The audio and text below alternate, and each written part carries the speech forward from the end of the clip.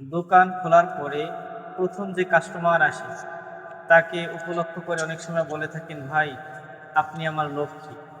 আবার অনেকে বলে থাকেন যে যে কোনো ক্রেতাই লক্ষ্মী। আবার অনেক সময় দেখা যায় বেচা কিনা করতেছে কিন্তু তেমন একটা লাভ হচ্ছে না। হঠাৎ করে একজন ব্যক্তি এসে অনেক মাল কিনে নিয়ে যান এবং দোকানদারের অনেক ব্যবসা হয়। তখন তিনি ওই ব্যক্তিকে উপলক্ষ করে বলেন যে ভাই আপনি আমার লক্ষ্মী। আসলে মুসলমান হিসেবে কোনো ব্যক্তিকে আপনি আমার লক্ষ্মী এই কথা বলে সম্বোধন করাটা কতটুকু শরিয়াসম্মত?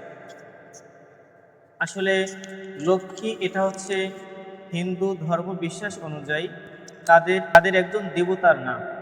অর্থাৎ আমরা জানি হিন্দুরা ৩৩ কোটি দেবতায় বিশ্বাসী।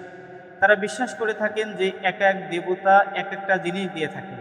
এক দেবতা বিদ্যা দেন, এক দেবতা ধন সম্পদ দান করেন, এক দেবতা সৌন্দর্য দান করেন, এক দেবতা মায়া মহব্বত দান করেন। এভাবে তাদের দেবতার ভিতরে শ্রেণী বিন্যাস আছে।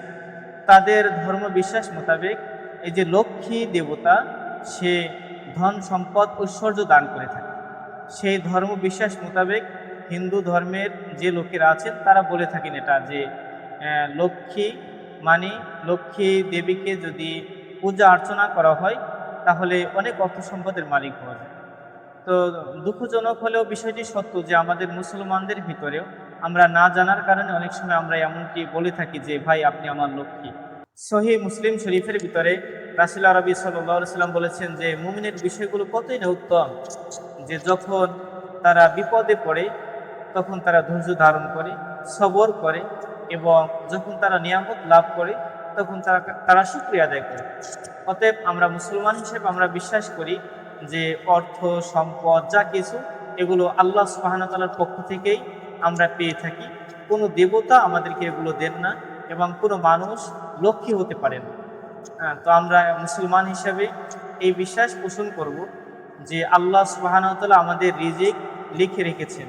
নবীজি সাল্লাল্লাহু আলাইহি ওয়াসাল্লাম হাদিসের ভিতরে ইরশাদ করেন, আর রিজকু মাকসুমুন, অর্থাৎ রিজিক এটা বণ্টিত। আমরা দুনিয়াতে আগমনের পূর্বেই আমরা কোন বেলা কি খাবো, আমার কোন দিন কি পরিমাণ ব্যবসা হবে, কোন দিন লস হবে, এটা আল্লাহ সুবহানাহু ওয়া তাআলা আমাদের জন্য তাকদীর লিপিবদ্ধ করে রেখেছেন, সে অনুযায়ী হবে।